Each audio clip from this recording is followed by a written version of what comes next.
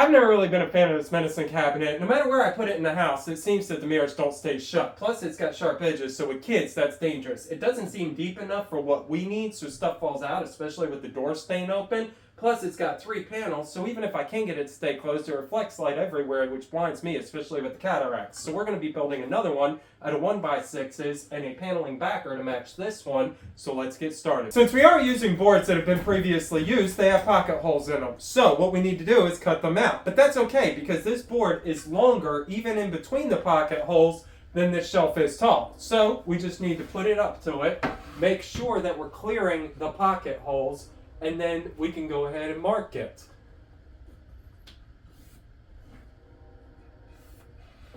We're going to make sure that we cleared the pocket holes. We did.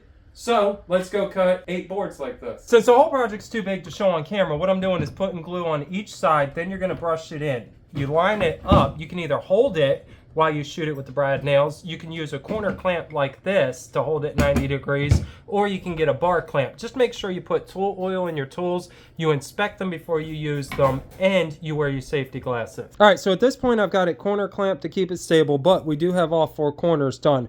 Now we need to figure out the spacing for the shelves and see where we want to do it. Also, be careful, because at the moment the glue's not dry, and if you wobble it or whatever, or you don't have it stable, the corners will come apart or it'll diamond on you. It will harden up once we put the shelves and the backing on, so I'm not too worried about it being brad nailed. Also, with the brad nails, be careful, because it curved and it got me in the finger like I warned you guys about in that short. So I ended up holding it up and down actually, so I could hold it properly and line it up and put pressure on it to shoot the nails through without having to do it on the table and me having to hold it. All right, to determine how big the shelves were going to need to be spaced apart and how many I was going to need, I just simply took the products we were going to use and saw how much room they would take up. Then I decided to take my square to keep it square and evenly spaced for the bottom 2, put it there and held it in with a clamp while I glued it and stapled it in.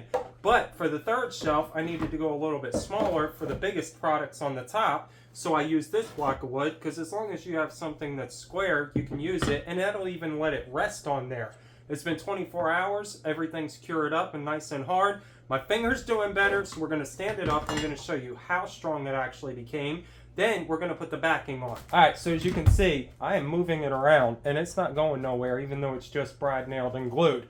So we did pretty decent with picking our method of assembly. Let's get the backing on. All right, so putting the back on is going to be easy. We're just going to put some glue on all the edges, and then we're going to lay the paneling down, line it up with this edge right here, and then shoot staples through to hold it in, flip it over, cut the excess off. And you want to use staples because you want that crown the brad nails could pull back off. Let's get this one down, the other one up. It's up, but don't go yet. I have a couple things I want to address about it. Number 1, I put the backing on, flipped it. That was a disaster. Don't attempt to do that. Just go ahead, cut it out, and then attach it to it. Speaking of attaching, you could also drill some pilot holes and then put little wood screws with washers to make sure that backing stays on if you want. And if that makes you feel better, that is an option, and it'll hold tighter.